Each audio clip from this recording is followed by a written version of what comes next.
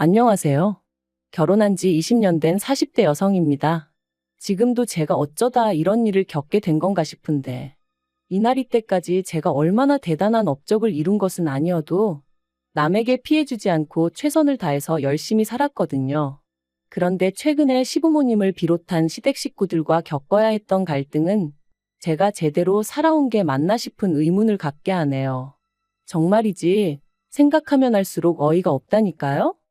남편하고는 처음 대학교에서 알게 된 사이예요. 다만 같은 전공은 아니었는데 어쩌다 보니 같은 교양 과목을 듣게 되면서 서로 안면을 트게 되었죠. 참고로 당시 저는 2학년이었고 남편은 막 복학한 저보다 4살 많은 선배였어요. 그래서 저는 남편이 남자로 보이고 안 보이고를 떠나 그냥 너무 불편했는데 남편은 아니었답니다. 자기 말로는 저한테서 빛이 나더라며 첫눈에 반했었다나요? 하지만 남편이 아무리 듣기 좋은 말을 해줘도 별로 개의치 않았어요. 사실 그때만 하더라도 저는 누구랑 연애를 하는 것에는 별 관심이 없었거든요. 그래서 남편이 사귀자고 할 때마다 이 핑계 저 핑계 대가며 번번이 거절했는데 글쎄 남편이 포기를 안 하는 거예요. 그리고 그게 1년 이상 지속되니까 나중에는 어이없기도 하고 웃기기도 하고 얼마나 내가 좋으면 저 오빠가 저러나 싶더라니까요. 그래서 결국 알겠다고 했어요. 이제 와서 말이지만 솔직히 당시 제 속마음은 그래 사귀자는 거지 결혼하자는 것도 아닌데 사귀어보고 아니다 싶으면 차버리지 그런 생각도 있었거든요. 하지만 제 예상과는 달리 저희 두 사람의 연애는 8년이나 이어졌고 결국엔 부부의 연까지 맺게 되었네요. 이제 와서 말이지만 결혼까지의 과정이 순탄치만은 않았어요. 사실 결혼 이야기가 막 나오기 시작했을 때만 하더라도 당장 저희 친정 부모님부터가 더는 시간 끌지 말라며 이러다 결혼 안 하게 되면 저도 그렇고 남편에게도 좋을 거 없다시며 성하셨거든요. 그리고 남편은 진작부터 결혼 이야기를 꺼내던 사람이었으니 저희 친정 부모님의 이런 말씀을 너무나 기쁘게 받아들였어요. 그런데 문제는 그 시기에 아버님이 하시던 사업이 부도가 나버린 거죠. 사실 아버님 사업이 조금씩 어려워지고 있는 건 남편을 통해 들은 바도 있고 해서 저도 어느 정도 알고는 있었는데 그래도 그렇게 빨리 무너져 버릴 줄은 몰랐거든요. 정말이지 이걸 어떻게 친정에 말해야 하나. 말 그대로 미치겠대요? 솔직히 헤어져야겠다는 생각은 안 했기에 어떻게 친정 부모님을 설득해야 하나 그 걱정이 더 컸던 것 같아요. 그런데 안 좋은 일은 연달아 온다더니 그게 끝이 아니었습니다. 아버님 사업이 어려워지자 빚쟁이들이 집에 찾아오기 시작했거든요. 그리고 결국 어머님께서 그 사람들을 감당해내지 못하고 알아눕게 되시면서 시댁이 말 그대로 집안이 쑥대밭이 되어버렸죠. 그리고 이 상황을 알게 되신 저희 친정부모님께선 이런 마당의 결혼은 무슨 결혼이냐고 하루빨리 헤어지라 하시대요. 지금이야 친정부모님은 오로지 제 안위만을 걱정하여 하셨던 말씀이라는 걸 알아요. 하지만 당시에는 그런 친정부모님이 어찌나 매정하게 보이고 야속했는지 모릅니다. 게다가 남편한테는 또 얼마나 미안하던지요. 가뜩이나 힘든 상황에 놓인 남편에게 제가 큰 상처를 주는 것 같았거든요. 아무튼 결국 그런 친정부모님을 설득한답시고 제가 단식투쟁을 했어요. 정말 한심하죠. 지금도 그때를 생각하면 죄송한 마음뿐이에요. 그리고 결국 자식 이기는 부모 없다고 친정부모님께서 저희 두 사람의 결혼을 허락해 주셨습니다. 저희가 결혼식을 올리던 즈음에는 시댁의 가세는 기울 대로 기운 상황이었고 그렇다 보니 결혼 비용의 80% 이상을 제가 부담해야 했어요. 저희 친정이라고 돈을 쌓아놓고 사는 것은 아니었지만 그래도 상황이 상황인 만큼 친정부모님이 애를 많이 써주신 거죠. 서울 구석에 있는 아파트긴 했어도 저희들 시작하기엔 부족하지 않을 아파트도 하나 마련해 주셨고요.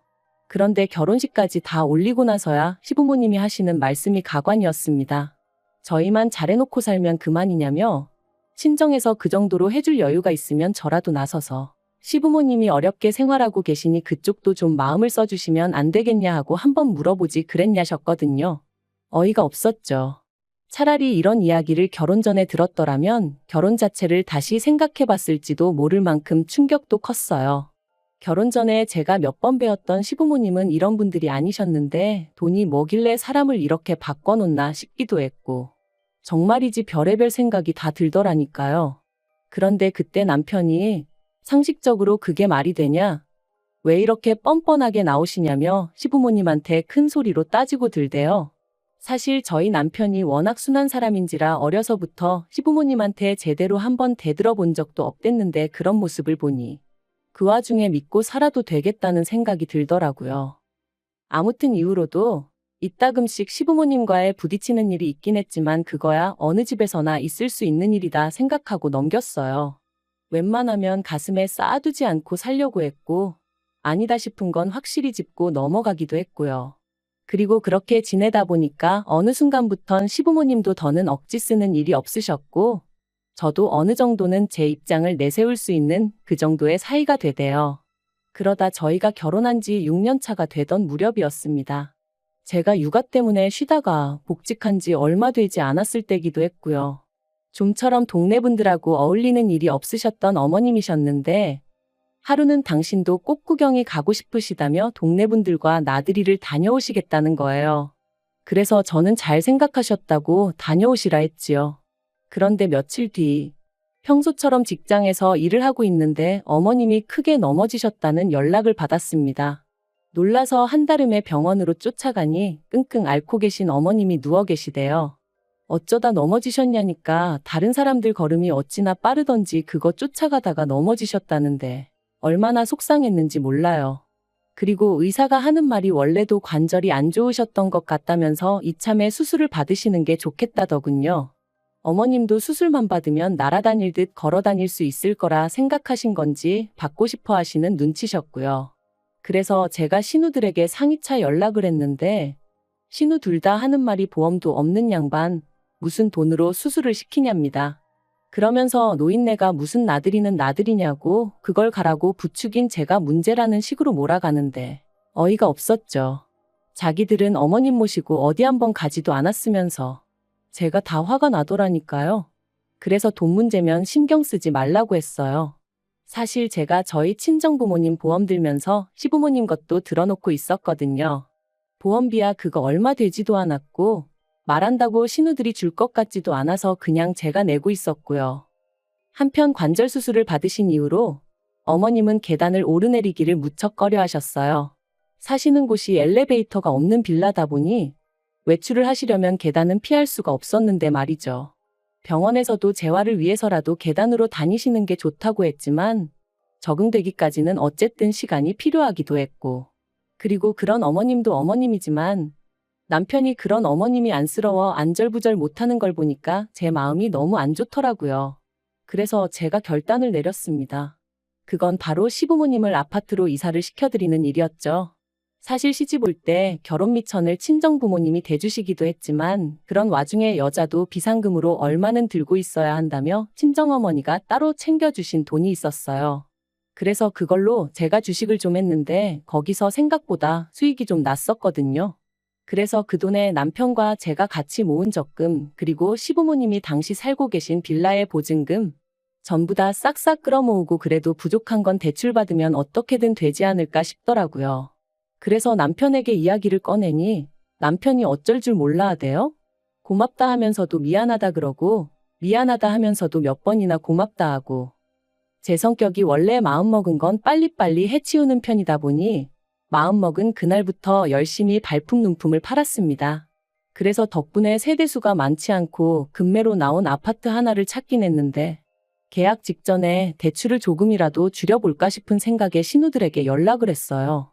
아무리 그래도 자기들 부모님 모실 아파트를 마련하자고 하는 건데 얼마라도 보태겠지 싶은 기대도 솔직히 있었고요. 그런데 신우들 하는 말이 남편과 저희 둘이 낸 아이디어 아니냐며 그러니까 저희 둘이 알아서 하라대요. 자기들이 보기엔 시부모님 두 분이 빌라에서도 아무 문제 없이 잘만 지내시는데 저희가 괜히 일을 벌린다는 식으로 말하면서 말이죠. 내심 야박하다 싶었지만 왠지 치사스러운 마음에 저도 두 번은 안 물었습니다. 그러냐고 알겠다 하고 말았네요. 그리고는 어차피 이렇게 된 거 이러나 저러나 제가 집어넣은 돈이 제일 많으니 제 명의로 사서 살게 해드리자 그렇게 된 거였어요. 남편하고 공동 명의로 할까 싶기도 했는데 남편이 그냥 제 명의로 사라고 하더라고요. 그리고 그렇게 시부모님을 아파트로 모셨는데 두 분 다 그때까지도 명의에 대해서는 이런 방구도 없으시더니 갑자기 트집을 잡기 시작하셨어요. 집 사는데 당신들 전세 보증금도 들어갔으면 공동 명의를 했어야 하는 거 아니냐면서 제가 마치 두 분 전세 보증금을 가로챘다는 식으로 말씀을 하시더라고요. 너무 황당하고 어이가 없어서 그러면 처음부터 제가 이사하자고 했을 때 싫다 하시지 그러셨냐니까 그건 또 못 들은 척 하시고 결국 제가 그런 시부모님께 그럼 그 보증금 빼드릴 테니 다시 사시던 곳으로 돌아가시겠냐 물었습니다. 아니면 대출이고 뭐고 두 분이서 다 갚으시겠냐고 그러면 저는 제 돈 다 빼서 나가겠다고요. 그랬더니 그제서야 더는 입 딱 다무시고 명의 가지고 왈가왈부를 안 하시더라니까요.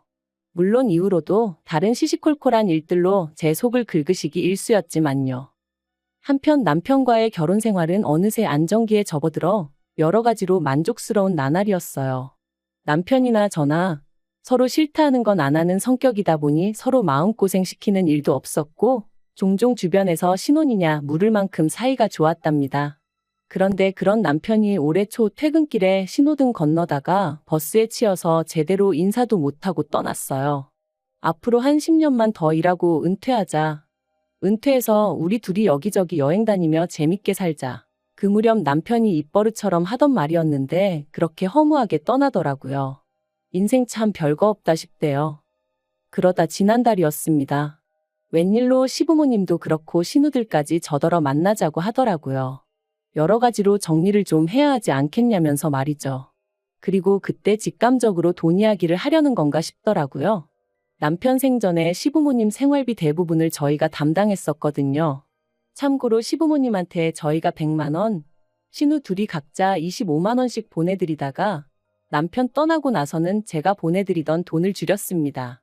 맞벌이에서 당장 외벌이가 된 것도 있었고 어쨌든 산 사람은 살아야 된다고 저도 저지만 미술 전공이던 딸의 수업료를 생각하면 어쩔 수 없는 선택이었죠. 그래서 50만 원만 보내드린다 말씀드렸고 아버님 어머님 두 분 다 수화기 너머로 목소리가 좋진 않으셨지만 알아서 하라고 하시대요. 그리고 솔직히 그 당시 저에게는 두 분 기분을 헤아려 드릴 만한 여력이 없기도 했고요. 아무튼 그렇게 약속 당일 시댁에 다 같이 모였는데 큰 신우가 먼저 저에게 할 이야기가 있다고 하더니 생각지도 못한 아파트 명의 이야기를 꺼냈습니다. 그리고 이어지는 말이 얼마나 어이가 없었는지 몰라요. 한다는 소리가 아들 잃은 부모 마음이 오죽하겠냐 하더니 아버님 어머님 두 분 다 너무나 외롭고 헛헛해 하신다면서 이참에 두 분 살고 계신 제 아파트 명의를 두 분 명의로 바꿔드리면 안 되겠냐는 거예요. 그러면 하다못해 아들이 당신들한테 집이라도 해주고 떠났다 뭐 이런 위로를 받으실 수 있지 않겠냐면서 말이죠. 그리고 저는 그런 말도 안 되는 소리를 듣고만 있을 수는 없더라고요. 그래서 제가 비록 대출을 남편하고 같이 갚긴 했지만 그래도 제 명의인 아파트인데 명의를 바꿔드린다고 아버님 어머님이 위로를 받으신다니 뭔가 좀 말이 안 되는 것 같다고 싫다고 했네요.